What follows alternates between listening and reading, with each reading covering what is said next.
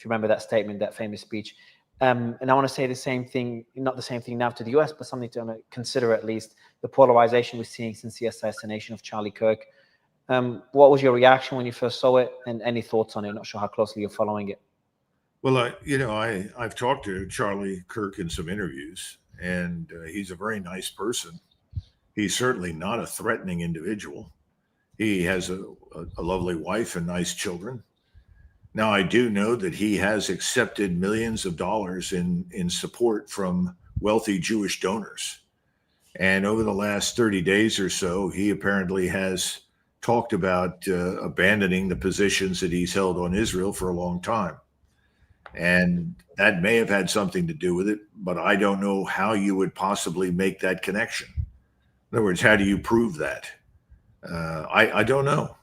I am looking at this young man that they found that they're accusing of having executed this. The whole thing looks a lot like Butler, Pennsylvania.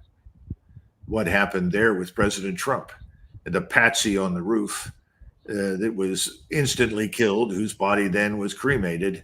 And we've never found anyone who was responsible for the killing or the attempted killing of Trump. I'm very skeptical. I think in our country, institutions which we have historically revered, like the FBI in the Justice Department, are now institutions that are no longer credible in the minds of many Americans. So I don't have an answer as to why.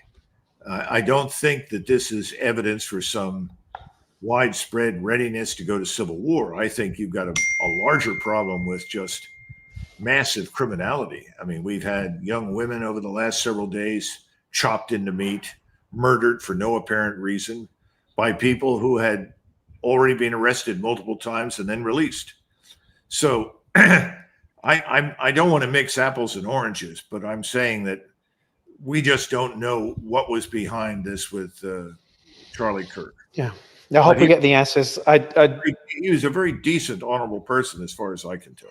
Very nice, man. Very nice, man. Yeah, New York Times did put a correction. They put out an article about his changing stance towards Israel, but they did put a correction that it was taken out of context. He was reading a quote. So I know he's becoming more skeptical of Israel.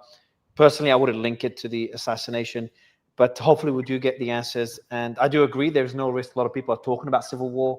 I tend to be more optimistic. I don't think that's a risk. I do think crime is a risk, but it was I'm not sure if you've seen the video. I don't recommend you watch it. It's a pretty heart-wrenching one. I have. Abba Colonel, always a pleasure to speak to you, sir. Thank you so much for your time. Thank you, Mario. Bye-bye. Bye-bye.